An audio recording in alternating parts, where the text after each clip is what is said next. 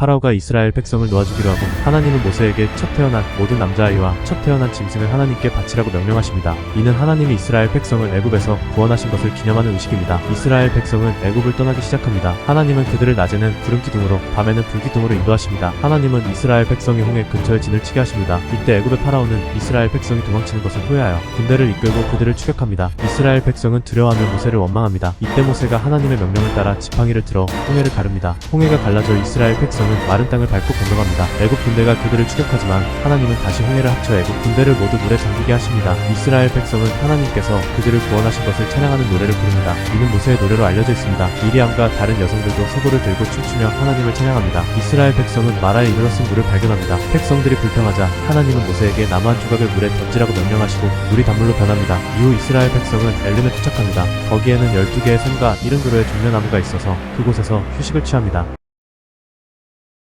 이스라엘 백성이 신광야에 이르렀을 때 식량이 부족해지자 모세와 아론에게 불평합니다. 하나님은 모세를 통해 백성에게 만나와 메추라기를 주겠다고 약속합니다. 하나님은 백성들에게 매일 필요한 만큼만 만나를 거두라고 명령합니다. 여섯째 날에는 이틀 분량을 거두어 안식일에는 거두지 말라고 합니다. 모세는 아론에게 한 오멜의 만나를 금항아리에 담아 후손들에게 보여주라고 명령합니다. 이스라엘 백성은 르비딤에 이르렀으나 마실 물이 없어 또다시 모세에게 불평합니다. 하나님은 모세에게 호렙산에 있는 반석을 치라고 명령하고 모세가 반석을 치자 물이 나와 백성이 마십니다. 이곳을 마사와 무리바라 부르게 됩니다. 그러다 아말렉이 이스라엘을 공격합니다. 모세는 여호수아에게 군대를 이끌고 나가 싸우게 하고 자신은 아론과 훌과 함께 산 꼭대기에 올라갑니다. 모세가 손을 들고 있으면 이스라엘이 뛰고 손을 내리면 아말렉이 이깁니다. 아론과 훌이 모세의 손을 들어올려 모세가 손을 들고 있을 수 있도록 도와주자 결국 이스라엘이 승리합니다. 이 승리를 기념하기 위해 제단을 쌓고 그 이름을 여호와 니시라 부릅니다. 그 후 모세의 장인 이드로가 모세의 아내 시포라와 두 아들을 데리고 모세를 찾아옵니다. 모세는 이드로의 조언을 듣고 백성 중에서 지도자들을 세워 재판을 맡기고 자신은 어려운 사건만을 처리하게 됩니다.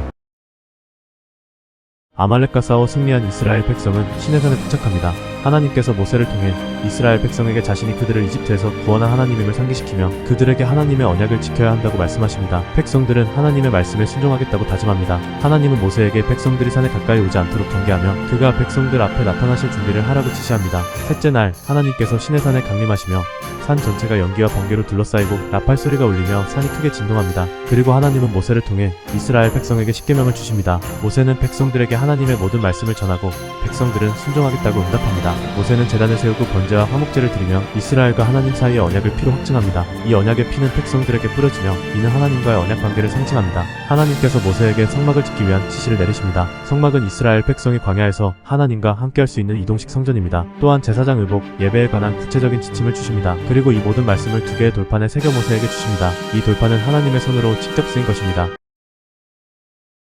모세가 시내산에서 하나님의 율법을 받는 동안 이스라엘 백성들은 그가 돌아오지 않자 불안해졌습니다. 백성들은 아론에게 금송아지를 만들어달라고 요청했고 아론은 백성들이 가져온 금 귀걸이로 금송아지를 만들어 그들이 섬기게 했습니다. 이로 인해 하나님은 크게 노하셨고 백성을 멸망시키겠다고 말씀하십니다. 하지만 모세는 간절히 중재하여 하나님의 진노를 멈추게 합니다. 분노한 모세는 돌판을 부수고 산에서 내려와 금송아지를 부수며 이 일을 주도한 자들에게 징계를 내립니다. 하나님은 이스라엘 백성에게 약속의 땅으로 가라고 명령하시지만 백성의 죄로 인해 직접 동행하지 않겠다고 하십니다. 모세는 하나님께서 함께 가지 않으시면 그 길을 가지 않겠다고 간청하고 하나님은 기도를 받아들이시며 그와 함께 하시겠다고 약속하십니다. 하나님은 깨져버린 두 돌판을 대신할 새로운 돌판을 만들라고 명령하십니다. 모세는 시내산에서 다시 40일 동안 머물며 율법을 다시 받고 이스라엘 백성과의 언약을 갱신합니다. 모세는 하나님의 명령에 따라 성막과 성물, 제단과 제사장의 옷을 만듭니다. 성막이 완성되자 구름이 성막 위에 머물며 하나님의 영광이 성막을 가득 채웁니다. 이 구름이 떠오르면 이스라엘 백성들은 이동하고 구름이 머무는 동안에는 그곳에 머무르며 이스라엘 백성과 함께 하셨습니다.